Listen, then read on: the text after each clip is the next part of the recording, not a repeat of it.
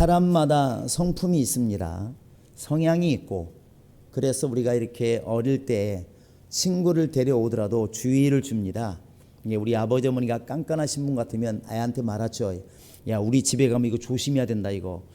우리 엄마는 정말 깨끗했어, 깔끔하셔가지고 함부로 어지르면 가만히 안 둬. 쫓겨난다. 그러니까 절대로 어지르면 안 된다 이러기도 하고, 또 야, 우리 엄마는 시끄러운 걸 되게 싫어해. 그러니까 우리 집에 들어가면 또 조용히 해야 된다. 조용히 해야 돼. 이렇게 말을 해요. 그때 말하는 그 엄마와 아빠의 성품, 이제 그것을 이 아들과 딸은 이미 알고 있는 거예요. 또 선생님에서도 마찬가지죠. 야, 너네 선생님 어떠냐 물어보면 아이들이 말합니다. 아, 우리 선생님 아이고 성질이 보통이 아니야. 이렇게 말하기도 하고, 우리 선생님 너무 좋아. 이렇게 말하기도 해요. 이렇게 누구나가 자기가 섬기는 선생님이나 자기 부모님이나 같이 있는 사람들의 성향을 이렇게 알게 되고 말하게 됩니다. 근데 신앙생활은 결국 하나님을 우리가 공경해야 되고 경외해야 되고 섬겨야 되고 그분의 말씀을 따라야 되고 그분을 기쁘시게 해야 되기 때문에 그분의 성향을 아는 것이 매우 중요합니다. 그래서 우리가 설교 처음에 얘기할 때 하나님은 영이시다, 하나님은 심판자이시다, 하나님은 사랑이시다 이렇게 이야기할 때 이게 바로 하나님의 성품, 속성이 되는 것입니다.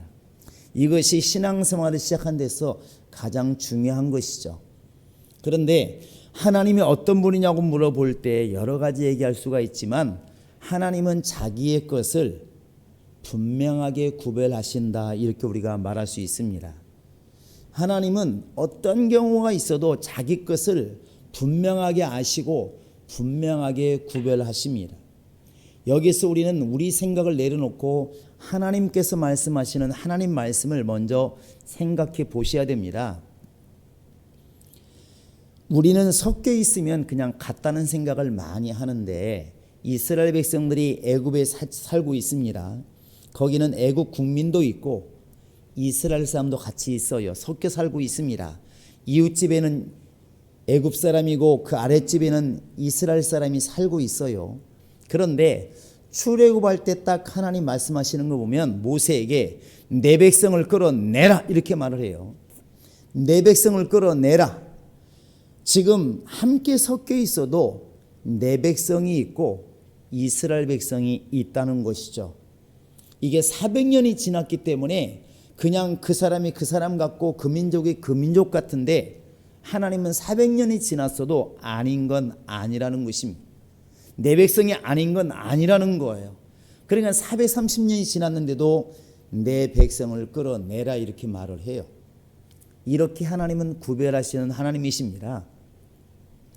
그리고 똑같은 양입니다. 이렇게 들판에 가보시면 우리나라는 뭐 양보다는 소가 많고 염소가 많지만 이스라엘은 양들이 많습니다. 뭐 200마리, 300마리, 많으면 500마리 되겠죠.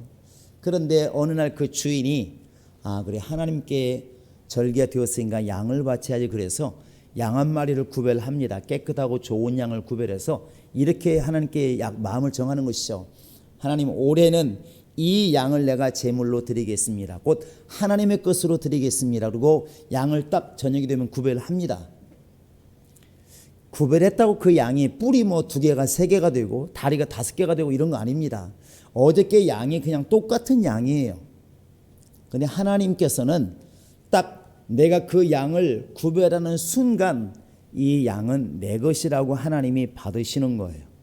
그래서 얼마나 철저히 하나님의 것을 구별하시냐면 만약에 내가 이 양을 드리기로 했는데 구별했는데 하나님의 것이라고 생각을 했는데 내 마음에 더 좋은 걸 드려야지 싶어서 다른 양을 또 구별하면 하나님 말씀하시기를 이것도 내 것이고 지금 네가 구별한 것도 내 것이고 이렇게 말씀하셔요. 하나님은 자기의 것에 대해서는 우리가 생각하는 것보다 훨씬 더 민감하게 구별하신다는 사실입니다. 우리는 세상을 향해서 이렇게 말합니다. 하나님은 사랑이시라고 누구든지 오라고 죄인도 오라 하시고 죄를 지어서도 오라고 하시고 가난한 사람도 오라 하시고 여기까지는 맞습니다. 그러나 하나님께서 예수를 믿지 않고 하나님 안에 들어오지 않는 사람까지도 다 사랑하시고 구원하시고 은혜 베푸신다고 생각하시면 안 된다는 것입니다. 하나님이 문을 열어놓은 것은 분명히 맞습니다. 그러나 그 문에 들어오지 않으면 하나님께서는 절대적으로 내 것이라고 생각하지 않습니다. 구약시대에 보면은 성막을 짓습니다. 성막을 짓는데 약간 직사각형이죠. 한쪽에 문이 있습니다. 동쪽으로 문이 있는데 그 문이 이렇게 만약에 50규빗이라면 거의 30규빗이 문이에요. 문이 넓다는 것입니다. 아무나 들어올 수 있어요. 그런데 그럼에도 불구하고 안 들어오는 사람이 내 양이라고 말한 적은 없습니다. 들어와서 죄를 용서받고 사함받고 하나님께 나아가야 그게 내 것이라고 하는 것이지, 이것이 구별되지 않으면 절대로 하나님께서는 내 것이라고 보지 않는 겁니다. 우리 예수님은 죄인을 위해서 오셨고 용사로 오신 분이 맞습니다. 당연히 예수 안에 들어오면 다 무슨 죄든지 용서받고 사랑받고 구원받습니다. 할렐루야. 그러나 들어오지 않는다면, 예수는 사랑이시기 때문에 예수밖에 있어도 다 구원을 시키는가? 회개하지 않아도 다 구원시키는가? 그건 아니라는 것이죠. 그래서 예수님이 요한복음에서 말씀하시기를 내 안에 거하라. 내 양은 내 음성을 듣는다. 너희가 내 말을 듣지 않는 것은 내 양이 아니기 때문이다. 이렇게 분명하게 선을 긋는다는 것이죠. 우리가 생각할 때는 다 예수 앞에 있으니까 예수님의 사람이고 예수님의 사랑이시니까 모두를 다 포용할 것 같은데, 예수님은 그 많은 사람 앞에서도 너는 내 양, 너는 내 양이 아니야. 딱 구별을 짓고 있다는 거예요. 우리가 정말 무섭게 드려야 될 것은, 하나님은 자기의 것을 사랑한다는 사실입니다. 자기 것을 엄격하게 구별하신다는 거예요. 예수님의 사랑이란 말에 죄인까지도 다 용서하시고 모든 안 믿는 사람까지 용서하시고, 여러분 이렇게 생각하면 안 된다는 것입니다. 그 앞에 조건을 빼버리면 안 된다는 거예요. 그래서 요한복음 13장 1절에 보시면 때가 가까이 되었을 때에 예수님 말씀하지 않습니까? 자기의 사람들을 끝까지 사랑하시느니라. 근데 우리는 앞부분을 빼고 읽는 경우가 있어요. 예수님이 사람들을 사랑하시는데 자기의 사람들을 끝까지 사랑하시느니라, 이렇게 읽어야 문장이 맞는 건데, 우리는 어떻게 받아들이냐면 예수님은 사랑이시기 때문에 모두를 사랑하신다, 이렇게 이제 우리는 받아들인다는 것이죠. 그런데 하나님은 자기의 것을 사랑하십니다. 그래서 요한일서 3장 10절에도 보시면 마귀의 자녀들과 하나님의 자녀들이 나타나나니, 이렇게 구별을 짓고 있습니다. 하나님이 언제 마귀의 자녀들을 사랑한다고 말한 적이 있습니까? 하나님께서 언제 마귀의 자녀들을 구원시킨다고 말씀한 적이 있습니까? 내 것을 사랑하는 것이고 내 것에게 생명을 주는 것이고 내 것을 구원시키는 겁니다. 그래서 예수 안에 거하라, 이렇게 분명히 말하고 있는 것이고, 내 안에 거하지 않으면, 예수의 것이 되지 않으면 밖에 버리워 불살라지느니라. 너무나 선이 분명하다는 것이죠. 신앙은 여기에서부터 출발하는 것입니다. 가이사의 것은 가이사에게, 하나님의 것은 하나님에게. 이게 예수님이 말씀하신 겁니다. 우리 인간은 같이 가기를 원하죠. 가이사의 것도 내 것이고 하나님의 것도 내 것이고, 이렇게 우리는 가기를 원하지만 하나님 분명히 말씀하십니다. 가이사의 것은 나에게 줄 거 없다. 가이사에게 주어라. 하나님의 것만 하나님께 돌려라. 이렇게 말을 하고 있다는 것이죠. 그래서 하나님의 속성은 자기의 것을 분명하게 아시고 자기의 것을 분명하게 구별하신다는 사실입니다. 여러분, 이 말씀이 우리에게 들려올 때에 내 영혼에게 질문해야 될 것은 단 하나입니다. 그러면 지금 나는 어느 편에 속해 있느냐 하는 것이죠.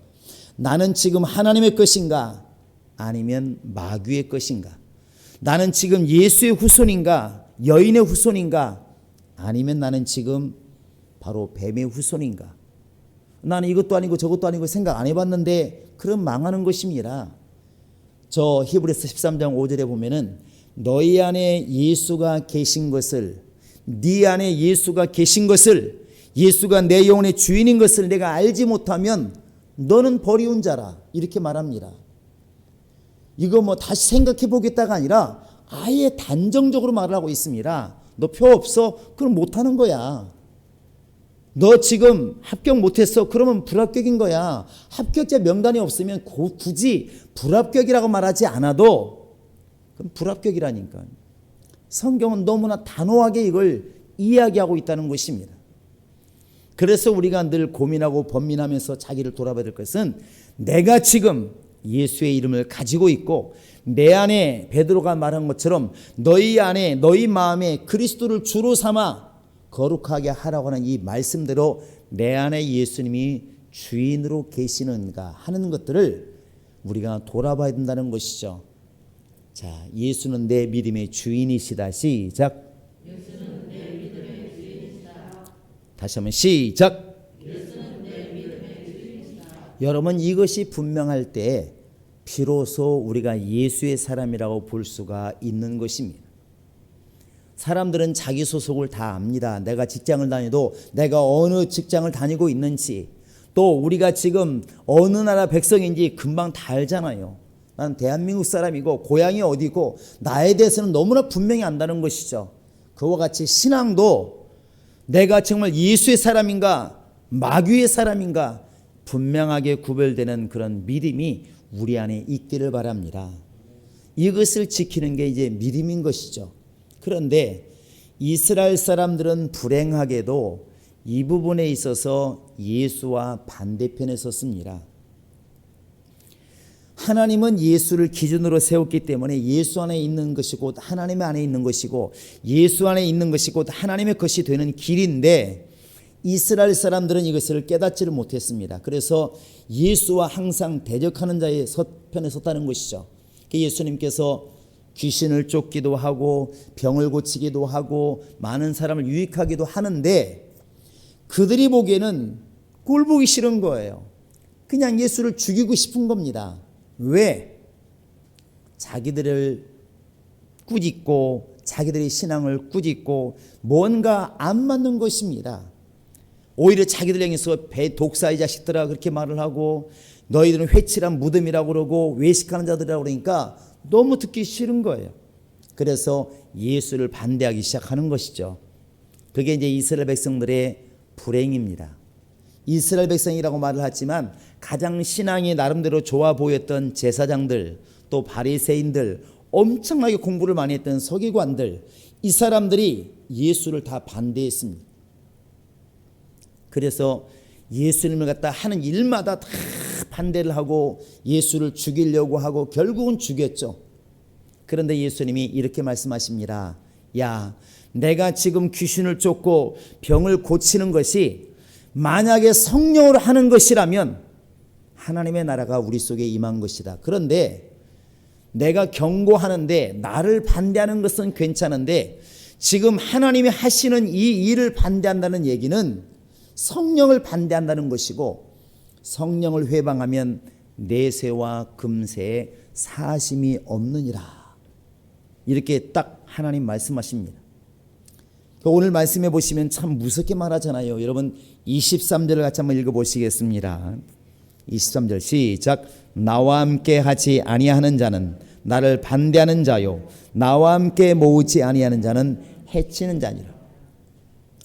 여기에서 사람의 생각과 하나님 말씀이 약간 다른 게 많이 나타나는데 예수님이 이렇게 말합니다. 나와 함께 하지 아니한 자는 뭐 하는 사람이다? 반대하는 사람이다 이렇게 말을 해요. 우리는 근데 이렇게 보통 많이 말을 하죠.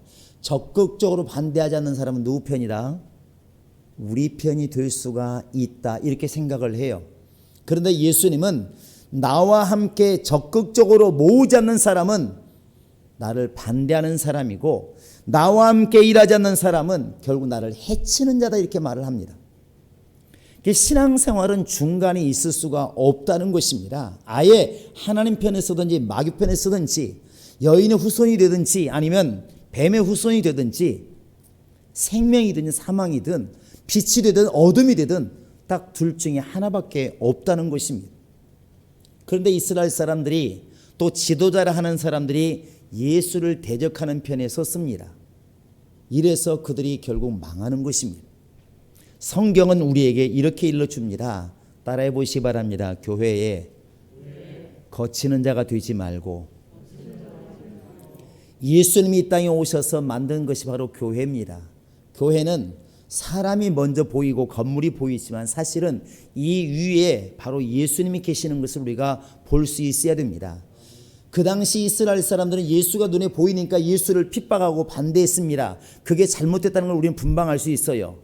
그게 바로 여인의 후손들이 아니라 뱀의 후손들이 하는 일이라는 금방 알 수 있습니다. 마귀에게 속해서 예수를 지금 핍박하고 있는 걸 우리는 금방 알 수 있어요. 그런데 오늘날 우리가 지금 예수의 몸된 교회라고 말을 하면서 교회를 위하지 않는다면, 교회를 대적하는 자가 된다면 여러분, 우리도 똑같이 지금은 그 입장에 서게 되는 것입니다. 교회의 반대자가 되고 예수와 함께 모으지 않고 해치는 자가 되고 이런 일이 된다는 것이죠. 하나님은 누구를 위해서 누구와 함께 일하실까? 예수와 함께하는 자를 통해서 주님은 지금도 일하시고 옛날에도 그렇게 일하셨고 앞으로도 그렇게 일하실 겁니다. 분명히 세상에는 교회를 반대하는 사람이 많고 당연히 그러겠죠. 사망의 세력을 잡은 자가 잡고 있으니까. 교회 안에서도 가인처럼 속아서 또 교회 대적자가 되는 사람이 있을 것입니다. 그런데 이 시간 우리는 깨달아야 됩니다. 내가 지금 예수와 함께 모으는 자가 될 것인가, 예수를 대적하는 자가 될 것인가. 이렇게 말하면 누가 예수를 대적하겠어 이렇게 말을 하지만 여러분, 교회에 유익이 되지 않으면 그게 바로 대적이고 교회에 유익을 끼치지 못하면 그게 바로 해치는 자가 될 수 있다는 것입니다. 이렇게 한번 생각해 보시기 바랍니다. 예수님께서 이 땅에 오셨을 때 아무것도 가지고 온 게 없습니다. 원래 그는 하나님이시지만 하나님의 능력을 가지고 온 게 아닙니다. 똑같이 육체를 가지고 이 땅에 오셨어요. 그러니까 연약하다는 것이죠. 그래서 태가 필요한데, 태어나야 되니까 여인의 몸이 필요한데 마리아가 자기의 태를 빌려드렸고, 또 마가의 어머니는 다락방을 빌려드렸고, 아리마대 사람 요셉은 자기 무덤을 빌려드렸고, 나귀를 키우는 어떤 사람은 어린 나귀를 예수님께 빌려드렸고, 이렇게 자기의 것을 다 예수님께 드려서 예수님의 사역이 이루어져 가게 만들었다는 것입니다. 그게 바로 예수님을 돕고 예수와 함께하고 예수를 돕는 자들 아니겠습니까? 예수와 함께 모으는 자 아니겠습니까? 그건 지금도 똑같다는 것입니다. 하나님 우리에게 달란트를 주어서 어떤 사람은 물질을 소유하게 하시고, 어떤 사람은 건강을 갖게 하시고, 어떤 사람은 권위를 갖게 하시고, 어떤 사람은 세상의 환경을 좋게 하셔서 이 교회를 돕게 하시는데, 우리 자신이 만약에 어떤 사람인가를 알지 못하면 그냥 살아가는 것이죠. 여러분, 오늘날에도 역시 교회를 돕는 분들 참 많이 있습니다. 근데 내가 주님의 사람인가 아니면 아직도 예수를 대적하는 편에 서 있는가 진단하는 방법이 여러 가지가 있는데, 그 중에 하나가 뭐냐면 다른 사람이 하는 걸 보았을 때 내 마음이 어떤가 보면 금방 알아요. 여러분, 우리가 주님 편에 서게 되면 주님의 일이 기쁨의 일이 됩니다. 주님의 일이 희한하게 기쁨이 되는 거예요. 내 일이 된다는 것이죠. 이것이 굉장히 중요한 잣대입니다. 이럴 수 있습니다. 우리가 이렇게 옛날에 보면 어떤 분이 뭐 예배당을 지었다. 여러분, 기뻐요 안 기뻐요? 대답은 나올 줄 알았는데 큰일 났습니다. 우리 교회 아니면 안 됩니까? 시골에 어떤 가보니까, 고향 가보니까 교회를 아름답게 지었더라 이러면 성질납니까? 마음이 감동이 됩니까? 그냥 감동이라고 얘기를 했으면 좋겠습니다. 감동이 돼야 안 돼요. 반대로 있던 교회가 어려워져 가지고 그 교회가 사무실로 바뀌었어. 팔려 가지고. 여러분, 내가 그럴 줄 알았어. 여러분, 마음이 시원하십니까? 아니면 마음이 아프십니까? 이런 문제만 나오면 뭐 수능 100점 맞겠죠. 무엇을 말하고 싶냐면, 내가 지금 교회에 정말 예수와 함께 모으는 자일까 해치는 자일까, 이건 답을 알 수가 없어요. 안 보이니까. 그런데 우리가 이렇게 마음을 대입시켜 보면 금방 답이 딱 나온다는 것입니다. 그래서 오늘날에도 보면은 교회를 걱정하시는 분들 때문에, 교회 헌신한 자 때문에, 교회 봉사자들 때문에 교회가 지금도 운영되어 가고 주님의 일은 진행되고 있는 것입니다. 이렇게 이게 코로나 때문에 어려워지니까 묻는 집사님들이 계십니다. 목사님, 오늘 재정이 좀 어떠셔요? 이거 교인들도 안 나오고 헌금도 많이 안 나는데 우리 교회는 좀 재정이 어때요? 들으면 가슴이 감동이 되잖아요. 그분이 헌금을 하고 안 하고 그게 문제가 아니라 저 마음속에 얼마나 지금 교회를 걱정하면 저런 말이 나올까 하는 것이죠. 그게 바로 제가 볼 때는 안 봐도 보이는 거예요. 아, 이 사람은 주님의 일을 고민하는 사람이구나. 주님을 돕는 사람이구나. 또 어떤 분 말합니다. 아, 코로나 때문에 전도를 해야 되는데 지금 전도하는데 큰일 났다고 어떡하죠? 그분이 전도를 잘하는 건 아닙니다. 그런데 그 일이 자기 일이 되어가지고 고민이 되는 거예요. 고민이. 이거 어떻게 하면 좋지? 교회가 성장해야 되는데 어떻게 하면 좋지? 그러니까 이 교회 일이 자기 일이 돼서 고민이 되고 범민이 되는 것입니다. 이 사람은 주님의 사람이 맞는 거예요. 그러니까 추워지면 교회에 수도 얼까 걱정스럽고, 청소 안 하면 누가 청소하나 걱정스럽고, 누구 안 나오면 왜 그 사람 안 나온가 걱정스럽고, 여러분 이렇게 대입을 시켜보면 이것이 바로 내가 주님 편에 서 있다는 것을 금방 알려주는 지표입니다. 그런데 반대편에 서면 안 그래요. 논리적으로 교회가 보이기 시작합니다. 그래서 판단하기 시작해요. 말은 엄청나게 많아지고 좋은 말을 많이 하는데 이상하게 감동은 안 돼요. 듣는 사람도 시험 들고 자기도 시험 들고 교회도 어렵고 모든 일이 갑니다. 근데 본인만 몰라요. 왜? 바른 말 한다고 생각하니까. 여러분, 우리는 잘 고민하셔야 됩니다. 마가복음 14장에 가보시면 그 어떤 여인이 예수 앞에 와서 이렇게 향유를 부은 사건이 나와요. 이 사건은 다른 성경에서도 세 군데에서 나오는데, 그 여자가 이렇게 나드되는 그 나드 이렇게 향유를 부으니까 그게 엄청난 값어치가 있다고 그래요. 그러니까 그 옆에 있는 사람들이 뭐라고 그러냐면 화를 내면서 말하기를, 성경에 화를 내면서 이렇게 써 있습니다. 화를 내면서 이 향유를 300데나리온 이상에 팔아서 가난한 사람들에게 나눠 주었더라면 좋았을 것을 그렇게 한 방에 깨버리면 이거 얼마나 아깝냐, 낭비하냐, 이렇게 말을 했습니다. 이게 굉장히 바른 말이에요. 논리적으로 굉장히 좋은 말입니다. 왜냐하면 한번 쏟아진 향유는 날아가는 것이거든요. 여러분, 한 데나리온이 거의 노동자 하루 품삯이라고 보통 그러는데 300일 치면 거의 1년치 지금 연봉입니다. 그러면 지금으로 하면 3천만 원, 5천만 원 되지 않겠습니까? 그렇게 값 나가는 것에다 머리에 깨가지고 부어버렸으니 얼마나 아깝겠습니까? 얼마나 아깝냐고.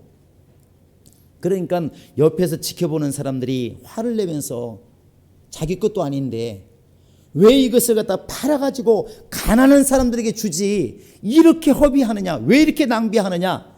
그리고 여자에게 화를 냈습니다. 여러분, 이 화를 내는 사람들 입장이 이해가 되시나요?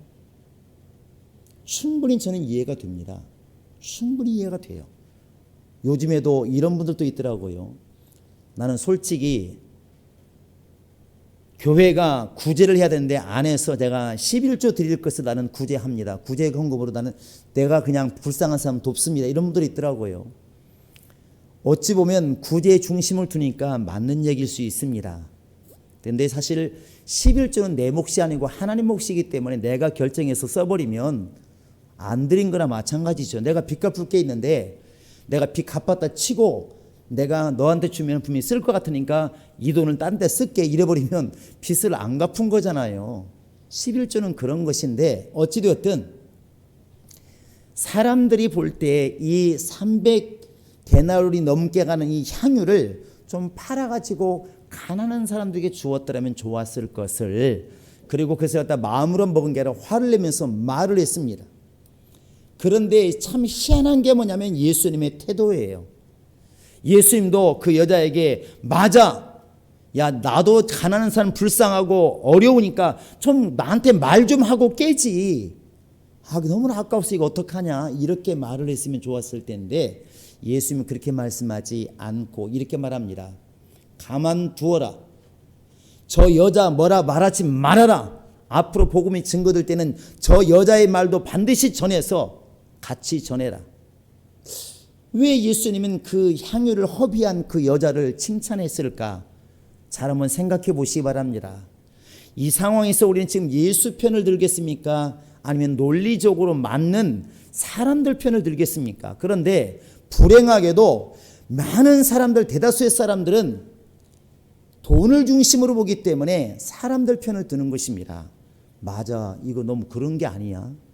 지금도 그렇습니다. 교회에게 누가 헌신을 한다든지 또 시간을 많이 내서 교회 일을 하면 미쳐도 저렇게 미치면 안 된다고 말하잖아요.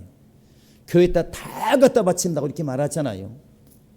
논리적으로 굉장히 바른 말을 하는 분들이 많이 있습니다.